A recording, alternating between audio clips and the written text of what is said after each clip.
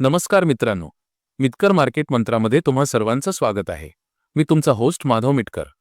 मित्रांनो, शेअर मार्केटमध्ये आपण जेव्हा एखाद्या कंपनीचा अभ्यास करतो तेव्हा फक्त आकडे बघून चालत नाही, तर त्या कंपनीचा इतिहास, तिचा संघर्ष आणि तिची भविष्यातील झेप समजून घेणं खूप महत्त्वाचं असतं. आज आपण अशाच एका भारतीय दिग्गज कंपनीची केस स्टडी करणार आहोत, जिने प्रत्येक भारतीयाच्या मनावर राज्य केलंय. ती कंपनी म्हणजे टाटा मोटर्स. आजच्या या विशेष व्हिडिओमध्ये आपण टाटा मोटर्सचा प्रवास, त्यांचा बिझनेस आणि ईव्ही क्रांती यावर सविस्तर चर्चा करणार आहोत. लक्षात ठेवा, हा व्हिडिओ फक्त शैक्षणिक एज्युकेशनल उद्देशाने आहे. मी तुम्हाला कोणतीही बाय किंवा सेलची टिप देणार नाहीये, तर आपण मिळून एक बिझनेस मॉडेल कसं अभ्यासायचं हे शिकणार आहोत. चला तर मग सुरू करूया. कंपनीची ओळख आणि इतिहास. मित्रांनो, टाटा मोटर्स म्हणजे केवळ एक नाव नाही, तर तो एक इमोशन आहे. 1945 मध्ये स्थापन झालेली ही कंपनी आज टाटा ग्रुपचा एक अविभाज्य भाग आहे. तुम्हाला माहिती आहे का, टाटा मोटर्सने जेव्हा त्यांची पहिली स्वदेशी कार इंडिका लॉन्च केली, तेव्हा भारतीय ऑटोमोबाईल क्षेत्रात एकच खळबळ उडाली होती. टाटा मोटर्सचे मुख्यालय मुंबईत आहे आणि ही कंपनी NSE आणि BSE दोन्हीकडे लिस्टेड आहे. पण टाटा मोटर्सला खऱ्या अर्थाने ग्लोबल ओळख मिळाली ती 2008 मध्ये, जेव्हा त्यांनी जगातील प्रतिष्ठित जॅग्वार लँड रोव्हर JLR या ब्रँड्सचं अधिग्रहण केलं. एका भारतीय कंपनीने ब्रिटिश आयकॉन विकत घेणं ही प्रत्येक भारतीयासाठी अभिमानाची गोष्ट होती. पण हा प्रवास सोपा नव्हता, हे आपण पुढे पाहणारच आहोत. आता आपण समजून घेऊया की टाटा मोटर्स नेमका व्यवसाय काय करते. त्यांचा बिझनेस मुख्यत्वे 3 मोठ्या विभागांत विभागलेला आहे. पहिला विभाग कमर्शियल व्हेकल्स CV. तुम्ही रस्त्यावर चालणारे मोठे ट्रक्स बघता, स्कूल बसेस बघता किंवा छोटा हत्ती एस बघता, हे सर्व या विभागात येतात. भारताची अर्थव्यवस्था, लॉजिस्टिक्स आणि इन्फ्रास्ट्रक्चर जितकं वेगाने वाढेल, तितकी या वाहनांची मागणी वाढते. दुसरा विभाग पॅसेंजर व्हेकल्स PV. यामध्ये आपल्या लाडक्या कार्स येतात. मग ते टियागो असो, नेक्सॉन असो किंवा हॅरियर. पण यातली सर्वात मोठी जमेची बाजू म्हणजे EV, इलेक्ट्रिक व्हेकल्स. आज भारताच्या रस्त्यावर धावणाऱ्या इलेक्ट्रिक गाड्यांमध्ये टाटा मोटर्सचा वाटा सिंहाचा आहे. नेक्सॉन EVने तर संपूर्ण मार्केटच बदलून टाकलंय. विशेष अपडेट. टाटा मोटर्सचे 2 तुकडे. डिमर्जर. मित्रांनो, आता एक सर्वात महत्त्वाची बातमी. टाटा मोटर्सने आता स्वतःला 2 वेगवेगळ्या कंपन्यांमध्ये विभागले आहे. याला शेअर मार्केटच्या भाषेत डिमर्जर म्हणतात. आता टाटा मोटर्स ही एक कंपनी राहिलेली नाही, तर तिचे 2 स्वतंत्र भाग झाले आहेत. हे विभाजन का झाले? Reason for split. टाटा मोटर्सचे व्यवस्थापन म्हणते की कमर्शियल व्हेकल्स CV आणि पॅसेंजर व्हेकल्स PV हे दोन्ही पूर्णपणे वेगळे व्यवसाय आहेत. CV ट्रक, बस हा व्यवसाय अर्थव्यवस्थेवर आणि इन्फ्रास्ट्रक्चरवर अवलंबून असतो. PV कार, EV JLR हा व्यवसाय लोकांची आवड, फॅशन आणि टेक्नॉलॉजीवर चालतो. दोन्हीकडे लक्ष देणं सोपं जावं आणि गुंतवणूकदारांना स्पष्टता मिळावी म्हणून हे 2 भाग केले गेले. 2 नवीन कंपन्यांची नावे. Tata Motors passenger vehicles LTD TMPV. यात तुमच्या सर्व कार्स, नेक्सॉन, पंच, हॅरियर, इलेक्ट्रिक गाड्या EV आणि जागतिक brand Jaguar land Rover JLR यांचा समावेश आहे. TML commercial vehicles LTD TML CV. यात सर्व प्रकारचे ट्रक, बसेस आणि छोटे व्यापारी वाहने उदा.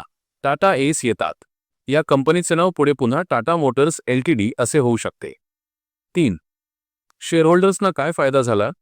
ज्यांच्याकडे टाटा मोटर्सचा एक शेअर होता, त्यांना या डिमर्जरमुळे नवीन कंपनीचा CV बिझनेसचा सुद्धा एक शेअर मोफत मिळाला आहे.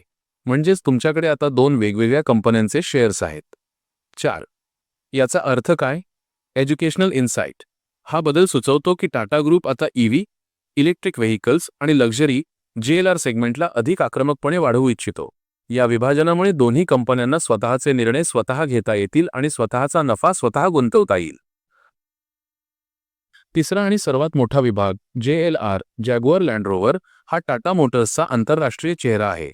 या महागड्या लक्झरी गाड्या प्रामुख्याने अमेरिका, युरोप आणि चीनमध्ये विकल्या जातात. टाटा मोटर्सचा जागतिक महसूल रेव्हेन्यू मोठ्या प्रमाणात इथूनच येतो. म्हणजेच काय, तर एका बाजूला भारतीय ग्रामीण भागात धावणारा ट्रक आणि दुसऱ्या बाजूला लंडनच्या रस्त्यावर धावणारी जॅग्वार, असं हे जबरदस्त बिझनेस डायव्हर्सिफिकेशन आहे. मित्रांनो, शेअर मार्केटमध्ये एक शब्द खूप वापरला जातो, माझा सायक्लिकल सेक्टर.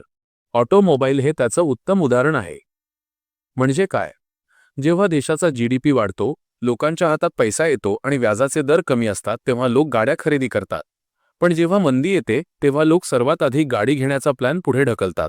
टाटा मोटर्सचा अभ्यास करताना आपल्याला व्याजाचे दर, इंधनाचे भाव आणि सरकारी धोरणं, स्क्रॅपेज पॉलिसी किंवा EV सबसिडी यावर बारीक लक्ष ठेवावं लागतं. कारण या गोष्टींचा थेट परिणाम कंपनीच्या विक्रीवर होतो. आता आपण एका महत्त्वाच्या मुद्द्याकडे वळूया, तो म्हणजे कंपनीचा संघर्ष. टाटा मोटर्ससाठी मधला काळ खूप आव्हानात्मक होता. JLR विकत घेतल्यावर कंपनीवर कर्जाचा डोंगर झाला होता. त्यानंतर कोरोना आला, सेमीकंडक्टर चिप्सचा तुटवडा निर्माण झाला. पण इथेच टाटा ग्रुपचं वेगळेपण दिसून येतं. टाटांचे मॅनेजमेंट कधीही शॉर्ट टर्म प्रॉफिटचा विचार करत नाही. त्यांनी खर्चावर नियंत्रण मिळवलं, नको असलेले प्रोजेक्ट्स बंद केले आणि पूर्ण ताकद फ्युचर टेक्नॉलॉजी म्हणजे ईव्हीमध्ये लावली. मॅनेजमेंटचा टर्नअराउंड प्लॅन कसा असावा हे शिकण्यासाठी टाटा मोटर्स हे एक उत्तम उदाहरण आहे. मोठ्या कंपन्यांनाही सावरण्यासाठी वेळ लागतो, हे आपण यातून शिकतो. कोणत्याही बिझनेसचा अभ्यास करताना त्याचे प्लस आणि मायनस पॉइंट्स माहीत हवेत. संधी ऑपॉर्च्युनिटीज. 1. इलेक्ट्रिक क्रांती. भारत सरकार 2030 पर्यंत मोठ्या प्रमाणात ईव्ही आणण्याचं लक्ष ठेवून आहे, ज्याचा फायदा टाटा मोटर्सला होऊ शकतो. 2. Global recovery. जगभरात लक्झरी गाड्यांची मागणी पुन्हा वाढतीये. 3. इन्फ्रास्ट्रक्चर. भारतात नवीन हायवे बनत आहेत, त्यामुळे कमर्शियल गाड्यांची विक्री वाढू शकते. धोके. रिस्क्स. 1. कच्च्या मालाचे भाव. स्टील आणि इतर धातूंचे भाव वाढले की कंपनीचा नफा कमी होतो. 2. जागतिक स्पर्धा. आता टेस्लासारख्या कंपन्या किंवा चायनीज कंपन्या भारतात येण्याची शक्यता आहे, ज्यामुळे स्पर्धा वाढेल. 3. टेक्नॉलॉजी. जर हायड्रोजन किंवा इतर कोणती नवीन टेक्नॉलॉजी वेगाने आली तर त्यासाठी कंपनीला तयार राहावं लागेल. तर मित्रांनो, आजच्या विश्लेषणातून आपण काय शिकलो? पहिली गोष्ट, केवळ ब्रँड बघून गुंतवणूक करू नका, तर तो ब्रँड पैसा कसा कमवतो हे समजून घ्या. दुसरी गोष्ट, बिझनेस सायकल ओळखा. तिसरी आणि सर्वात महत्त्वाची गोष्ट म्हणजे मॅनेजमेंटवर विश्वास आणि त्यांचा भविष्याचा दृष्टिकोन, विजन तपासा. टाटा मोटर्सने दाखवून दिलं की योग्य वेळी योग्य टेक्नॉलॉजी ईव्ही स्वीकारली तर संकटातूनही संधी निर्माण करता येते.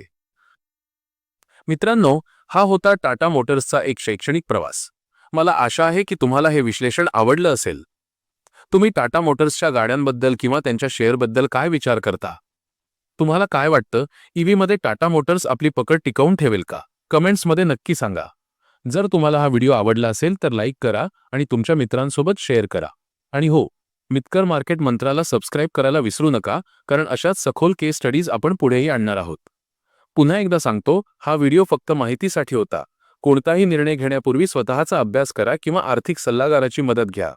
भेटूया पुढच्या व्हिडिओमध्ये. तोपर्यंत शिकत रहा, प्रगती करत रहा. जय हिंद, जय महाराष्ट्र.